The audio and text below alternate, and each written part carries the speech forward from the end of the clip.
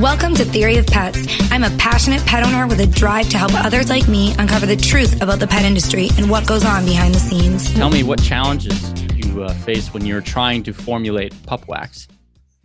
I would say that the biggest challenge, especially that I was doing this for the first time, was really the pricing. You know, the finding clean label ingredients is not necessarily valued as much, when it comes to skincare for dogs as it is on the human side. And even for us people, like there's still a lot of education to be done. So it's kind of a decision I had to make early on. Am I committed to producing this kind of product? Is this what I want to put out there? Or do I want to compete based on price? And I said, I can't compete based on price because, you really get sticker shock when you see the pricing for these organic raw inputs, but it is what it is. And I said, regardless of how big or small this gets, I'm committed to creating the best possible products that I can. And, that's going to mean not competing on price. So that was probably the biggest challenge, just accepting, it can double or triple your costs when you're not sourcing organically, or, you're not using empty fillers.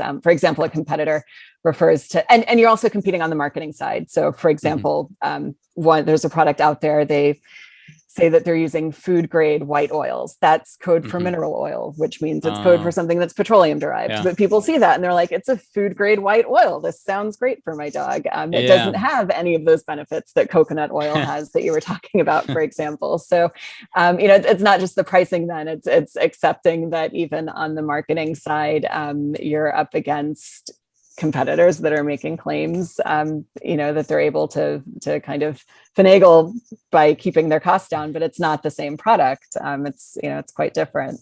Yeah, that's interesting. You bring that up. It's funny. White oil. I think like people will go white.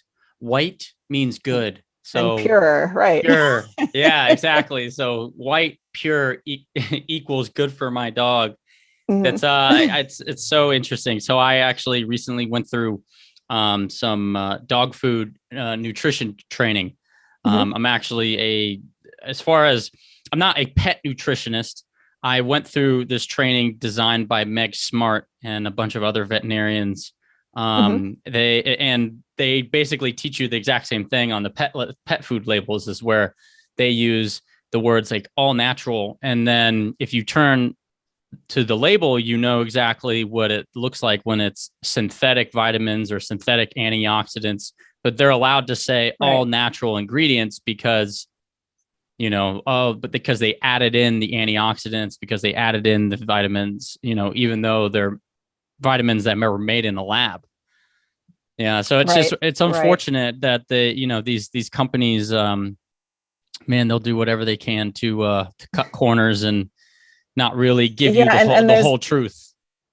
Right. There's just not that much regulation still, for a lot of these products. And then the certifications cost a lot of money. So for example, for the PUPWAX, I couldn't afford the certification that you need to have the USDA organic sticker on the front, but every single ingredient, I'm able to correctly state, it's organic coconut oil, it's organic hemp seed oil. So if you actually, if a consumer is reading the label, they'll see all of the ingredients are organic. But again, then I'm still having to compete against those that have the budget to get it right on the front of the little label. seal right there. Which, yeah.